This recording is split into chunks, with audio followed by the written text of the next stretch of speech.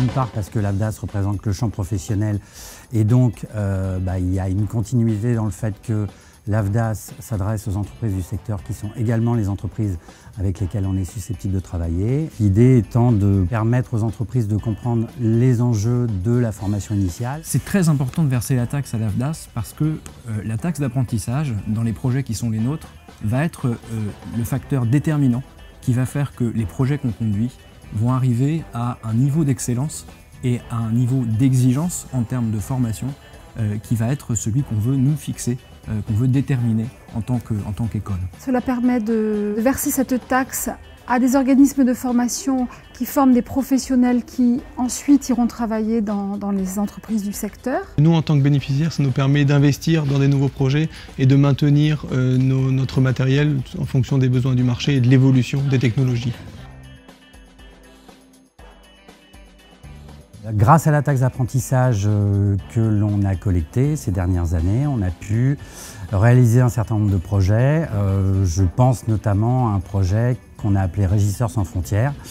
Et ce projet a permis de pouvoir créer des échanges entre la France et l'Allemagne et donc de faire partir des apprentis français dans des lieux de spectacle en Allemagne, leur permettant de s'ouvrir un petit peu aux problématiques du métier et leur permettant en tout cas d'envisager le métier sous un angle plutôt international. Ça nous a permis de développer notre offre de formation dans une logique de filière, puisqu'aujourd'hui nous proposons un BTS édition. Nous avons lancé l'année dernière, grâce au soutien de l'AFDAS, une licence professionnelle métier de l'édition.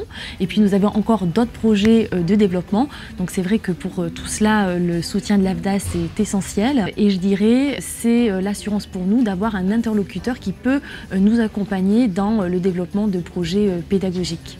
Ces fonds nous ont permis d'une part de développer une nouvelle formation dans l'acoustique, d'autre part de développer des supports pédagogiques permettant une individualisation de la formation et enfin de s'équiper de matériel innovant et adapté au secteur. Il faut savoir qu'aujourd'hui, il ne s'agit pas simplement de faire de la captation de la prise de vue, mais que ce qu'on appelle les workflows ont une importance considérable pour produire des images et des sons de qualité. Grâce à la taxe d'apprentissage, nous avons pu l'année dernière investir dans 3 projets majeurs. La réalisation d'un studio de radio pour les étudiants en journalisme et en son, l'investissement dans des drones pour la prise de vue aérienne et dans un studio de motion capture pour la création de personnages 3D modélisés avec cette nouvelle technologie.